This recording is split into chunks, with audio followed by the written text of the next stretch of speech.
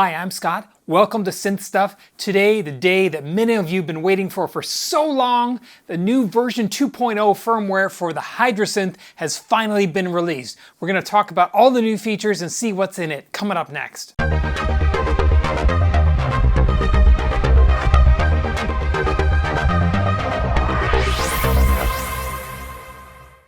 So this is the Firmware 2.0 release. It is for the Hydrasynth Deluxe, the Explorer, the desktop, and the original 49-key Hydrasynth. So basically all the Hydrasynths this firmware update applies to. It is the single biggest firmware update that the Hydrasynth has ever seen. In addition to all the stuff I'm about to tell you about, a lot of work, and I mean a lot of work, has gone into stabilizing LFOs and Arpeggiator, MIDI clock, the operation with the Hydrasynth with a DAW, particularly when it's actually syncing itself to incoming MIDI clock, transport controls. So a lot of under the covers stuff was done to fix some issues and stabilize the operation of the Hydrasynth in a DAW world or when it's synced to other synthesizers. So I want to get that up front because it's not really mentioned in the firmware release notes how much work went into the actual solidification and stabilization of the syncing of the internal Hydrasynth clock and LFOs and Arpeggiator to external signals like that way. And not just external signals, also the way the individual LFOs and ARPs and things that can sync against a master tempo, the way those things worked was also improved. So the synthesizer as a whole is far more stable tempo-wise. All right, so let's have a look at all the new features in Firmware 2.0.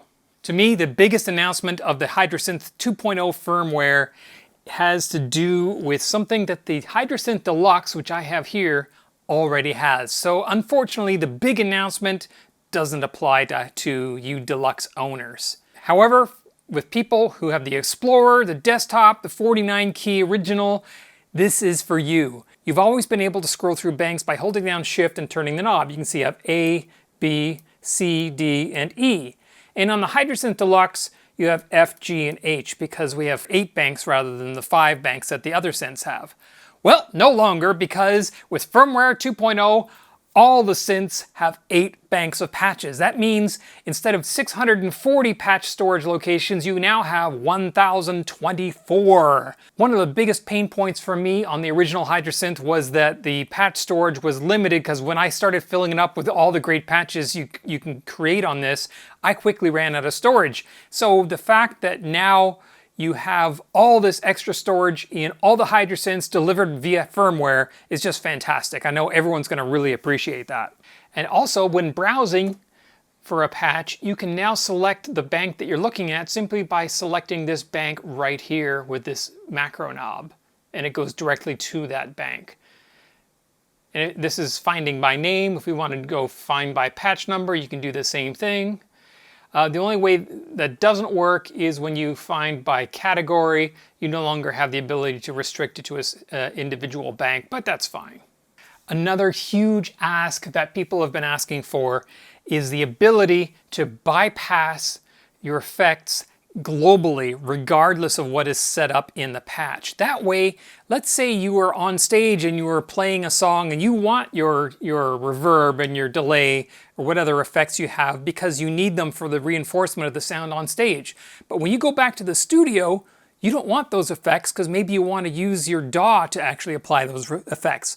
Well, instead of going into each patch as you're doing it and turning off the effects manually, now we simply go into System Setup, go to page 2, and we have the Effects Bypass menu. And this is global for all effects. So we can say we want the pre-effects on or off, bypassed, delay on or bypass, reverb, and post-effects. So we can do that for the entire synth, and then once we exit, it's going to remember that. Any patch that I change to, we're going to have no effects. So we've got a sound here. Let's put a bunch of delay on there and a bunch of reverb on there. Actually, that's too much delay. We'll bring that down.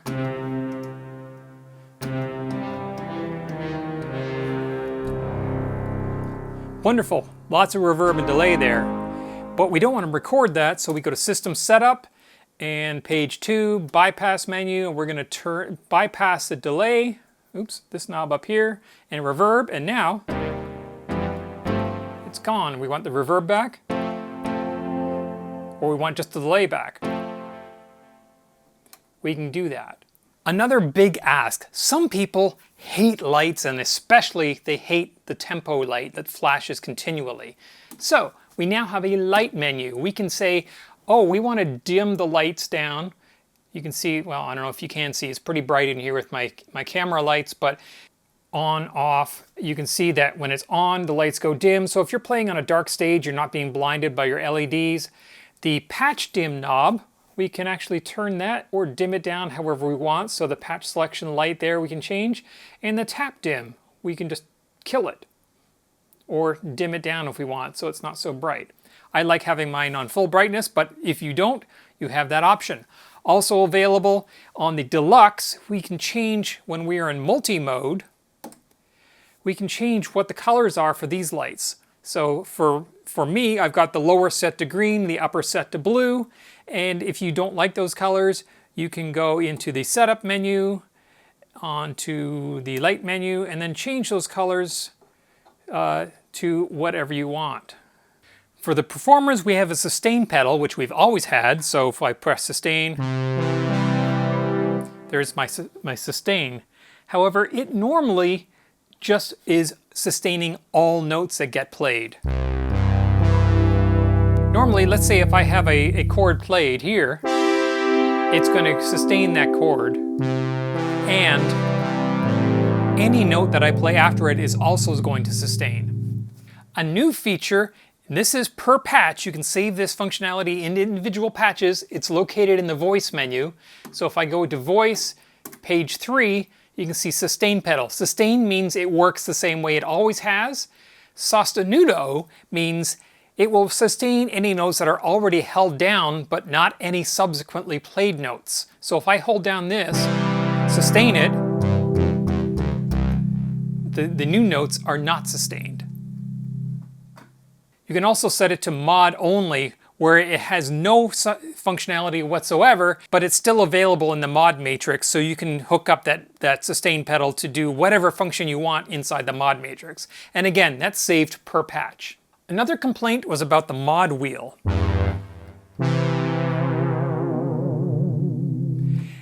In previous versions of the firmware, there was 12 steps in the mod wheel, and in some cases you could hear the stepping between 1 and 12. Well, that's been increased by a factor of 10, so an order of magnitude. So now you have 0 all the way to 12.0, and you can go 11.9, 11.8, 11.7 all the way down. So instead of 12 separate steps, we now have 120 separate steps, so that you can get rid of that stepping effect that you were getting in the mod wheel. Now, I do say that is about the vibrato amount. That's not specific to the mod wheel in terms of a mod source, but when you were talking about vibrato, like I was just showing there.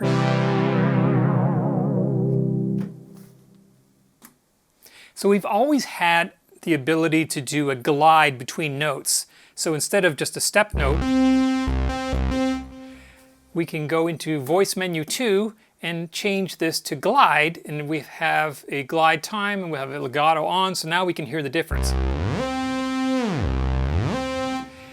That's not changed. What is changed is a new glissando mode, where instead of gliding smoothly from note to note, it steps on each chromatic note. So if we increase the time, you can hear it better what I'm talking about. Let's turn it up even farther. And if you have custom scales set up for this patch, it will follow those custom scales. So if you're using a non-Western scale, it will actually gliss using the notes of that scale. Another change is the Arpeggiator. 2 octaves, 3 octaves, 4 octaves. That's not changed. But if we go into the Arpeggiator menu, we can see that we can actually now put it up to 6 octaves.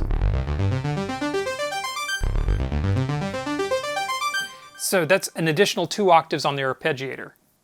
Another change with the Arpeggiator is the ability to start it on a note other than the initial note. So if we go to Shift Arpeggiator mode to get to the ARP menu and go down to the second menu, we see step offset. So if we play,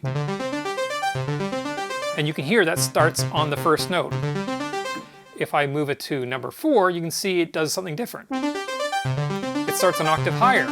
Or 3, it'll start on the G. Or you could go negative. So you can move it through where you want the ARP to start when it's triggered. And that, again, was something that was asked by a number of users who wanted the flexibility to do that with their Arpeggiator. Oh, this is a good one. You're going to like this one. So let's go to an init patch. And we'll go to oscillator 1, and we'll change the saw to a sine wave. And let's latch that into place so we can hear it. You'll see something else here, bit redux. Now let's go to a lower rate. You can see on the oscilloscope, as I start increasing that, what happens to our signal.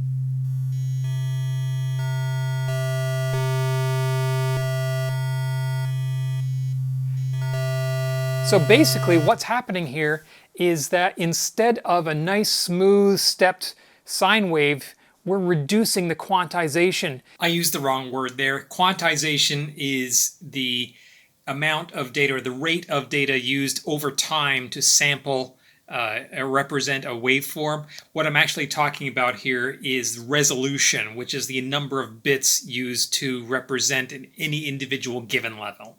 And how we're doing that is by reducing the number of bits being used to represent the different levels. So if we have no bit reduction, we get full resolution of the 24 bits or whatever it is in there. I don't know how many bits it is by default. But if we reduce it down to 16, and then 12, and 10, and now we're 8 bits, so now we're playing like an 8-bit synthesizer. And of course, we can hear that up here. And as we do, we get more and more harmonics. All the way down to 2-bit, which is essentially a square wave. If we change the wave to, say, a sawtooth, you can hear the difference there.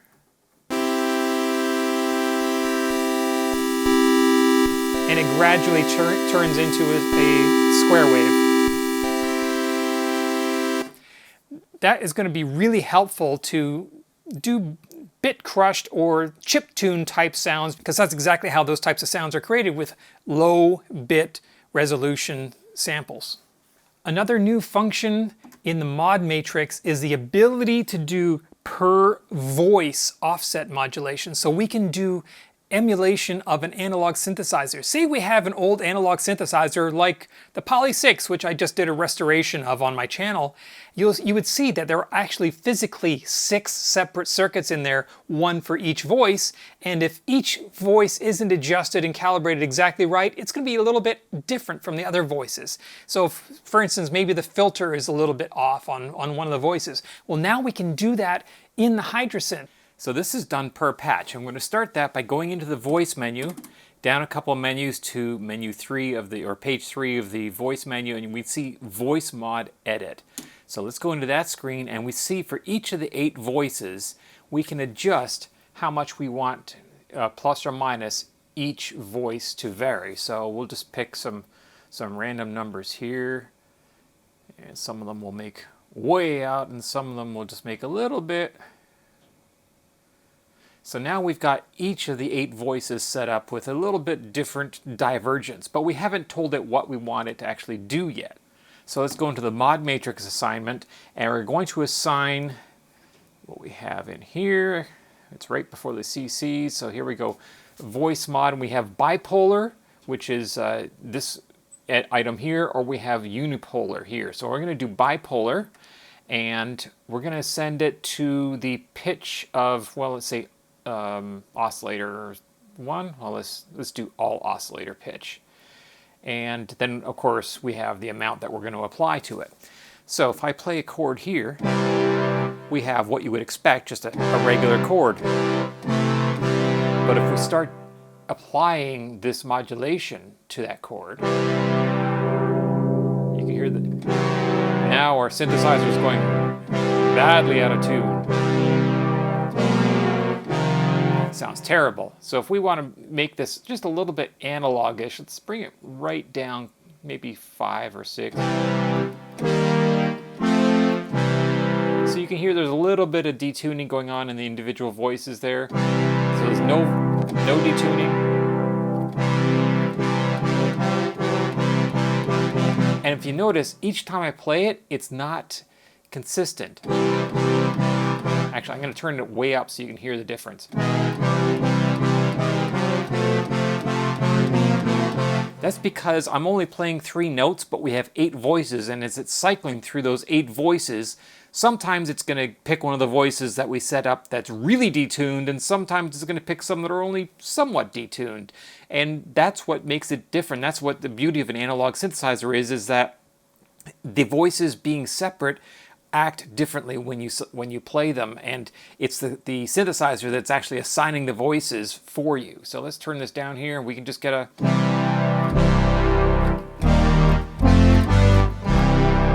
You can hear just kind of a little bit of a drifty warmth. You could set it up so only a single voice is detuned, or maybe one has a different filter cutoff, or whatever you want, because it's the mod matrix. You can do anything you like in a Hydrasynth. All right, LFO. We have a new function in the LFO. Now, anybody that has a Hydrasynth that knows that there is no sequencer in a Hydrasynth. However, you can get around that with the LFO. And what we can do is set up the LFO so that instead of a wave, we're going to be setting it up to do a step. And then down here, we're going to say one shot, we're going to say on, and that is going to, if we go to the step edit, now we can set up our notes here.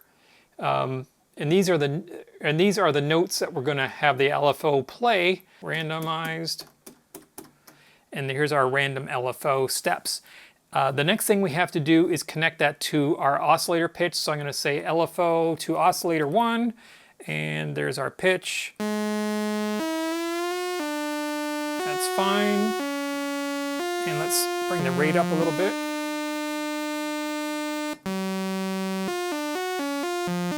Now every time I press a note, it's just going to play through that sequence in the LFO. It's going to take those LFO values and the step values and apply them to the pitch of oscillator 1 and get what would be a sequencer. So if I go back in here and change one shot to step, now every time I press a note, it advances one step through the LFO. Before, all we could do was either have a one shot where it would play through once and stop, or you could just have it off and it would just do it continually. But now, because we have step mode, we can actually step through all of these values that we have set up in our LFO.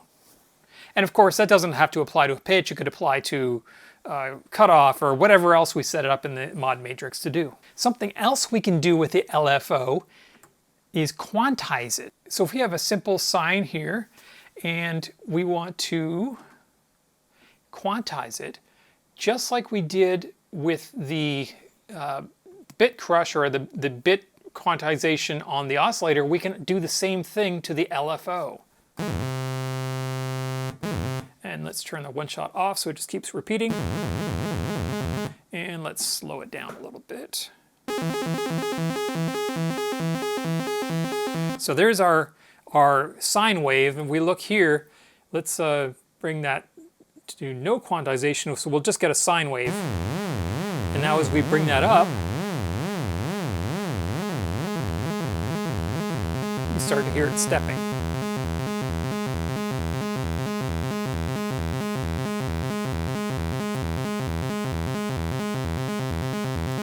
And I can change my sine wave into a triangle wave by adjusting the smoothing, and then quantize that down. It brings it down to a square wave. And of course, again, we can apply this to anything because it's a mod matrix.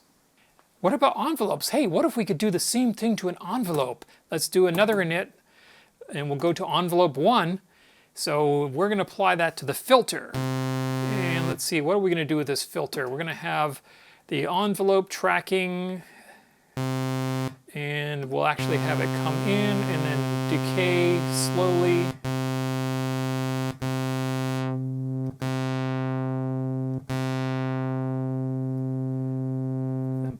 resonance. Okay, so now we have a note that when we play it, it slowly closes the cutoff. Let me do a little bit. Very nice. So if we go back to the envelope, we can see we have the same quantize option for the envelope. If I crank it up,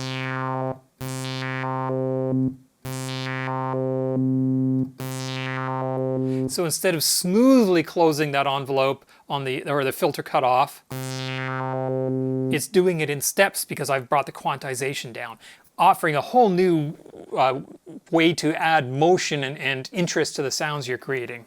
A couple convenience items. We can now initialize different things. If we want to go into our LFO and we have steps, let's change it to a step mode, and we go into our step editor and we have a bunch of stuff in here.